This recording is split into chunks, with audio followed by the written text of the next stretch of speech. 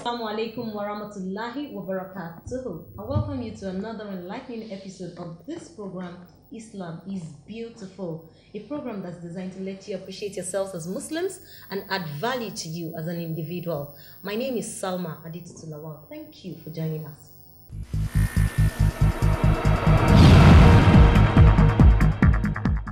His door is open no matter who you This program is in memory of Ajia Fauziya Kehinde Lola Ali. May Allah subhanahu wa ta'ala grant her al-Jannah Firdaus. Ameen. Open your heart to something greater. Alhamdulillah Rabbil Alameen. It is said in one hadith that the Prophet said, a time will come when to preserve one's faith will be like holding a red cinder in one's palm. If you throw it away, you lose your faith. And if you keep it, you'll get burned. Meaning, these days, we are in jet age. We know that the world has become a global village. We have a lot of distraction. Social media is one of it. Today on the program, we are going to be dealing with distraction. And to do this chit-chatting with me, I have Sister Mistura. Assalamu alaikum wa rahmatullahi wa barakatuh. Sister Zulfa. Assalamu alaikum wa rahmatullahi wa barakatuh. And Sister Rahma. Assalamu alaikum wa rahmatullahi wa barakatuh. You're welcome, my sisters. Thank you. Thank you. All right. Distraction is one thing that I know that every single individual must deal with. And whether we like it or not, it will affect whatever it is we believe in. As Muslims, we know that distractions will affect our faith. Now, when we say distractions, my sisters, what are we talking about? Yeah, distraction is something that takes your mind away from what you're supposed to be doing. And most times it might be probably lack of discipline sometimes. And talking about distraction in Islam, it's something that takes our mind off what we're supposed to be doing. And according to the Quran, it said that Allah created man and every other creature just to worship him.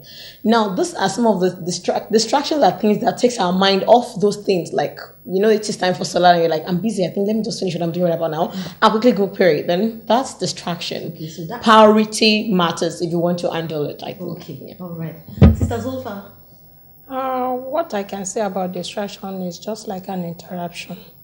Something that interrupts what you're doing. It stops you from doing the right thing at the right time.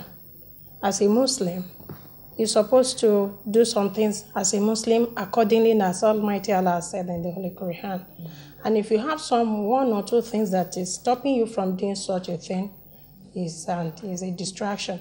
So it has to be taken care of, and we have to go along the way so that Almighty Allah will reward us accordingly. MashaAllah. Sister Mistura, in your opinion, is there anything different from what they have said? No, it's basically being distracted in your deen has to do with understanding why you were created. Like my sister said, I said that. Allah subhanahu wa ta'ala said in the Quran, وَمَا خَلَقْتَ الْجِنَّ وَالْإِنسَ إِلَّا لِيَعْبُدُونِ. He didn't create us for any other thing other than to worship Him. So when you find yourself doing other things and you give priority to, rather than do the things that are meant to help you worship Allah, you agree with me that there's nothing we do in this world that we cannot turn into an act of ibadah. Even eating, sleeping, we could turn into an act of ibadah that actually becomes worship and we're rewarded for. So in the situation where you now take other things that take your mind completely off the worship of Allah, then you're highly distracted. You're taking yourself off your basis of being created. MashaAllah. Now, from what you have just explained, distraction is a negative behavior. Yeah. How can one deal with it? Discipline. Okay. It takes discipline. Like social media has a very, very high rate of distracting people these days. And you notice when people pray those days, when they finish praying, the first thing they want to take is their tasbih. They want to do askars. But these days, while you're praying, you're hearing your pings. Like when you just finish, when you do Salam Alaikum, you're like, I need to reply the emails, I need to read those WhatsApp messages and all that. And I feel if you're disciplined to know that Allah created you, and if you're not living, you can't even press your phone, then we would be more cautious of what we do. I think so. Discipline. Okay. I can say we have to be time conscious. We put everything we are doing, we time ourselves. And as they have said earlier, we have to be disciplined. When we time whatever we want to do, and we make sure that this thing I want to do this between this time and this time, When it is time for prayer, I will have to pray. Nothing will stop me from praying. When I have to receive my calls, I have to do it. This time, between this time and this time, I want to receive calls. Between this time and this time, I want to pray. Between this time and this time, I want to watch television. We have to time ourselves in everything we are doing so that one will not disturb the other. The friends you keep too goes a long way. We should mingle with the right people. Yeah. To add to what they've said, I would like to make 2 points. One is, in everything, like I said earlier, you can be rewarded.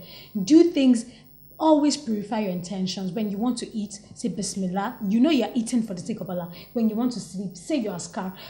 Make your intentions, everything. There's nothing we do that we can't earn from. And then 2, Islam is a religion of ease. Don't overburden yourself. Don't think, oh, I don't want to be distracted, so I'm going to do the toughest. Even the Prophet Muhammad always, if there are 2 things, the hard one and the easy one, he always took the easy one if it did not involve any sin. So if you overburden yourself, in the long run, you find out that you can't keep up with those things. You will fall out. Okay. So do things with ease, do things in the average sense of it. Don't be an extremist such that you can't form a sequence for your life, or else you just find yourself going back to those distractions again. This distraction is something that is very difficult to tackle. And if one is not careful, one will just go off the way. What we need to do, as we have been saying earlier, is that we have to discipline ourselves, time conscious. You keep the person you are talking to. You know the kind of person you work with. And so that Almighty Allah, He knows everything we do. And everything we do, we are going to account for it. Okay. As He has said in Quran, Surah Al-Zilzal, Quran 99 verse 1, that mutual rivalry in seeking worldly affairs diverts them. We should be very careful in that one. Yeah. We have to be very careful and be cautious in everything we do. We are not here alone to come and play, to come and make fun, or to come and make friends. We are here to worship Allah. That's our purpose of creation. So we have to be careful when we see things that distract us from being a believer. We have to be very careful. So we have to be cautious when we are talking about distractions. It's very difficult to tackle, but we, inshallah, if we time ourselves and discipline ourselves, I think we should be able to cover. Now, if it is that it is discipline, how can one attain discipline when you see so much? There are some distractions that you can't just help. You walk in a place where, as a Muslim brother, you see different types of dressing. There is no, and you're fasting. You understand? If you can handle praying, you can handle doing your askar in your mind. Do you really think that achieving the work that you have come to that place to do for that day, the distraction will need to be too much? Because sometimes I hear people argue that it is the men that are not disciplined enough. They should not be bothered about women who dress uncomfortably for them. How can one attain discipline in one's existence? And Sister Misratu said something, our actions we judge according to our intention. My intention may really be that I should worship Allah. I should do this job for 8 hours a day. But the distraction is just too overwhelming. How do I attain discipline? What are the things I can do to attain discipline? First and foremost, I'll say that you can't take it completely away from spirituality. Okay. There should always be something that is driving you, that is superior to everything that is around you. Can you always remember? She just said the verse. Until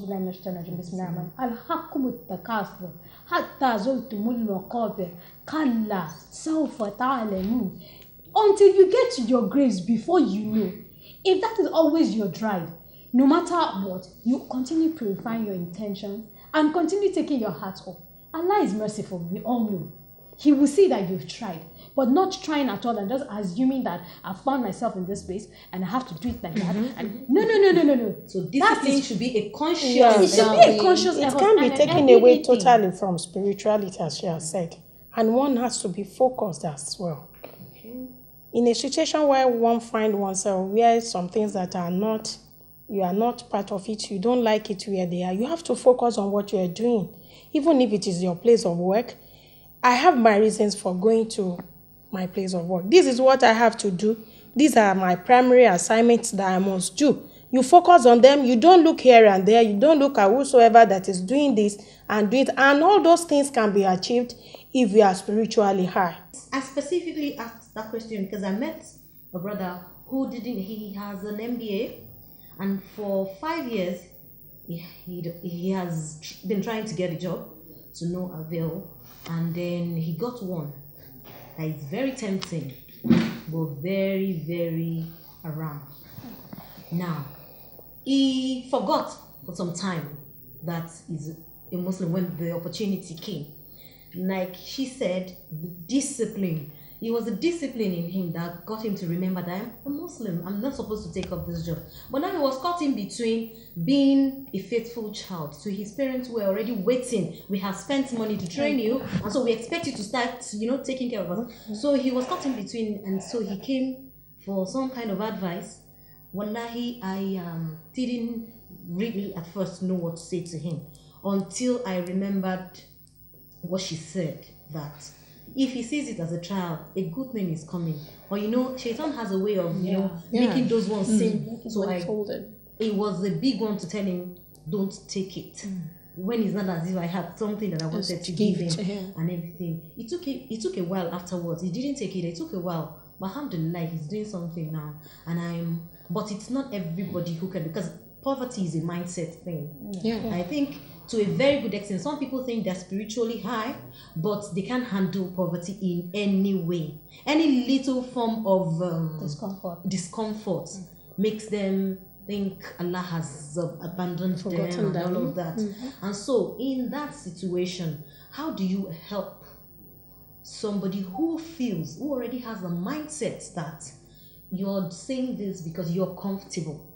If I get the opportunity, there's still some people who are impoverished at heart. You think they're spiritually high, but what they're doing is a big distraction in their life. In fact, some of them cannot say their prayers because the job is so tasking that they have to combine all of the prayers. But they don't even have the wherewithal to say no to those kind of jobs. And you're close to them, but you don't have the wherewithal to say no, don't take the job, because you don't have any other thing for them to do. I know a sister who is on a job that she has makeup, make her face up, and she can't afford to perform ablution throughout the day because she's a model. Her face has to be like that for constantly. 8 hours. Okay. Do you understand? Now she doesn't have any other job. She told me the last time I told her that, do you want me to go into prostitution? And of course I don't want her to go. The Holy Prophet has told us that if you have two evils, you take the lesser one. I felt, okay, she has told me that this is the only option she has. So if I tell her to leave this job, so on a constant level, she doesn't do Zuhr and Asr at work. She does it together with Isha and Maghrib. That's a constant way of life for her. How can we help her? Because that's a big distraction. It's poverty of the mind. As you have so people would leave that kind of job and believe that Allah is sufficient. Most people believe Islam is just about praying and fasting, but Islam begins from the mind. From the mind, from your heart. Like, try to understand what you are even into. Like, am I doing this religion because I want people to see me praying, or I want Allah to be pleased with me? And if she has a job and she feels the job, she doesn't want to remove her makeup and all that, I think she should be able to understand that Allah can take the job from her at any time. And when she leaves, somebody else fixing and fill the gap. So one thing I would advise her to do is move with people who are better than you in the religion. They will always tell you, like, maybe you receive a call from a family friend and ask you, have you prayed this Saturday? Like, oh, really? I've not prayed. I don't even. Go and pray. You can always return your makeup back to the way it is. And I can tell you that the more you touch it, the more it looks so good. So I don't think that should be a reason why you wouldn't want to pray. Because sometimes when you get home in the night, you're already tired and you just like, let me relax a little bit, and then you carry it over, which is actually part of the distraction. So this discipline is very, very important. I still keep saying that. I think that, let me add to what she said, that every Muslim should always remember death in everything you do. Imagine she dies at work at 2:30. What would she go to say? What would she say to her Lord? Those are the things we should. This life is but play and amusement, and it is temporary. Whatever we're doing in this world is just to keep ourselves busy till it's time for us to go. And so when you know you're going somewhere that is even permanent, whatever you do here should be like preparations for where you're going. Exactly. If you're going to do a job that's going to take you away completely from what you're created for, I don't think it's worth it. don't think. Because you could die at any time. So whatever we are doing, it should be a form of preparation. There are people that were walking and died on that spot. Job, yeah, they were sitting or talking and they died on that spot. What if she dies at that spot, at that time, or during the Salah time? That if she were praying, she'll have died on Salah, and she'll have gotten high words or something. Okay. And more so, sometimes when we pray, we tend to remember some things and we're like, oh, I'm praying. That's why Tawbah's istighfar is very, very important. Allah knows we are not perfect, and that's why He said He's in Allah Ghafur Rahim. So maybe once we're praying and we remember some things that could distract us, and we should try to take our mind back to that thing we are doing, because human being can't be perfect, and really that thing too, it tends to happen often, but we just have to remember we are on Salah, we have to bring our mind back to it. Even when we are praying, the meaning of all those things we are reciting has to be in our mind. Bismillahirrahmanirrahim. In the name of Allah, the gracious, the merciful.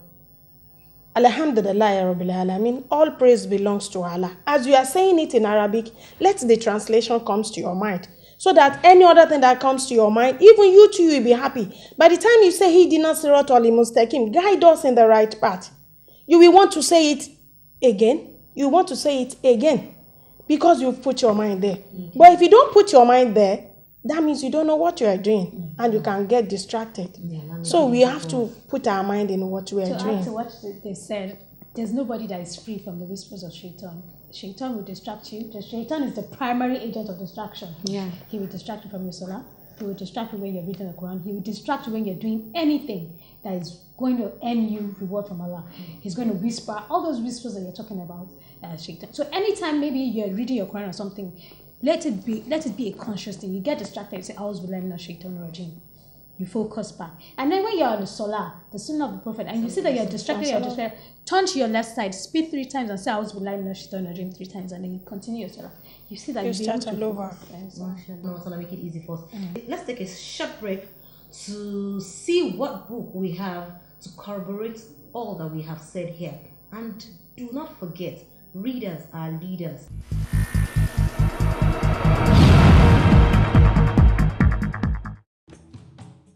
On our Read a Book segment today, we will be recommending to you this beautiful book titled Golden Stories of Accepted Prayers. It is a 287-paged book that talks about the need, efficacy, and purpose of prayer in detail. It specifies different types of Quranic prayer and their uses. It illustrates different invocations which are in the real sense request, which comes from the bottom of our hearts to Almighty Allah. We should feel assured that Allah will accept our requests, and we should do so with complete sincerity and devotion. Take this book today and give your mind some thinking. Remember, readers are leaders. Allah hi Allah kiya karo, dukh na kisi ko diya karo, jo duniya ka malik hai, khamoshi ka liya karo. Allah hi Allah, Allah hi Allah, Allah hi Allah kiya karo, dukh na kisi ko diya karo, jo duniya ka malik hai, khamoshi ka liya karo. Allah hi Allah, Allah hi Allah.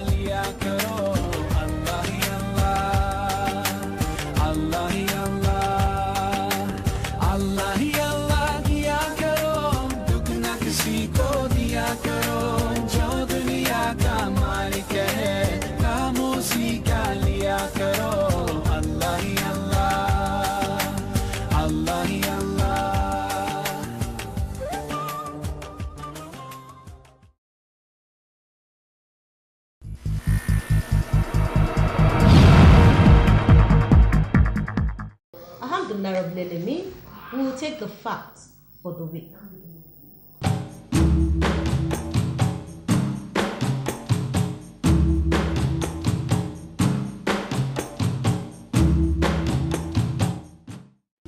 And our question of the week would go thus.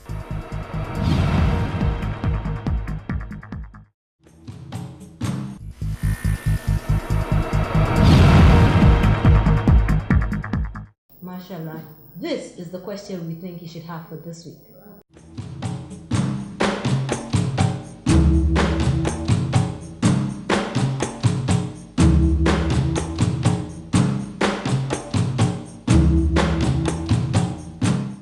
Alhamdulillah Rabbil Alameen, you're welcome back. My sisters, let us wrap it up. We have said so many things about distraction, discipline, time consciousness, being cautious, and trying as much as possible to elevate ourselves spiritually is one of our ways to deal with distraction. Now, Sister Rahman, I want you to tell that young Muslim sister out there that is facing distraction and that is watching this program thinking that these people are superhuman, they don't get distracted. Tell them that it's easier said than done. I want you to advise that sister. Then, Sister Zulfa, I want you to tell the mother who thinks that the trials that she's facing in a marriage is a big deal. So let us let her know that it's also a form of distraction. And then, Sister Mistura, you will help us tell the generality of Muslim how we can deal with distraction in the best way possible that Allah has recommended. May Allah subhanahu wa ta'ala, the Allah and the Holy Prophet Muhammad sallallahu alaihi wasallam has recommended. So, Sister Rama, our advice I have for sisters out there is this: I think the friends we keep, we should be very careful, mingle with the right people, mingle with people who can tell you things that can actually make you better every now and then. I think it will help you a lot. Yeah. Right. And for the mothers, there are a lot of things that we need to teach our children in order not to get distracted. Even if we are distracted, we have to be focused on what we are doing. The first thing we have to teach them is how to pray. Whatever happens, let's teach them how to pray. And after the prayer, whatever problem one has, you tell your God. Teach them how to tell God whatever problem there is that can distract them. And by the time you are doing it often enough, even if you are not there, they will be praying by themselves. And if there is any problem, they will know that this is what our mom used to tell us, that if there is any problem, we should go and pray. May Allah make it easy for us. To the generality of Muslims, I would just like to say that we can't avoid distractions. We're not perfect human beings. That is why we are human beings. We will always be distracted. But one of the things is to follow the advice of Allah subhanahu wa ta'ala in the Quran. Say, Kunu ma'a sadiqin, move with the righteous. When you move with the righteous, that person or those people around you will always, they have a higher tendency of bringing you back to the right path. And then my second advice is to always have good intentions of ibadah, that whatever we're doing, I want to worship Allah with this. I want to earn reward from Allah from this. So on that basis, we could always control. We will overcome. We have higher tendencies of overcoming our distractions, because when you get distracted, you get taken off the path, and you don't get any reward for whatever you're doing. Mashallah. May Allah make it easy for us. Ameen. My dear Muslims, I believe that from the little discussion we have had here, we now know that Allah has not promised us a smooth journey. He has only promised a safe landing, meaning there will be trials. Don't let us call it distraction. Let us see them as trials that would want to take us away from the goal, the purpose of worshipping Allah subhanahu wa ta'ala. May Allah subhanahu wa ta'ala make it easy for us. Do not forget our slogan on this program. Don't tell people that you are a Muslim. Let them see, show them that you are a Muslim. Do join us again for another enlightening episode of this program, Islam is Beautiful. In the meantime, from my sisters and I, we say, Assalamu alaikum wa rahmatullahi wa barakatuh. His door is open no matter who you This program is in memory of Ajia Fauziya Kehinde Lola Ali. May Allah subhanahu wa ta'ala grant her Al-Jannah Firdaus. Ameen. Open your heart to something greater.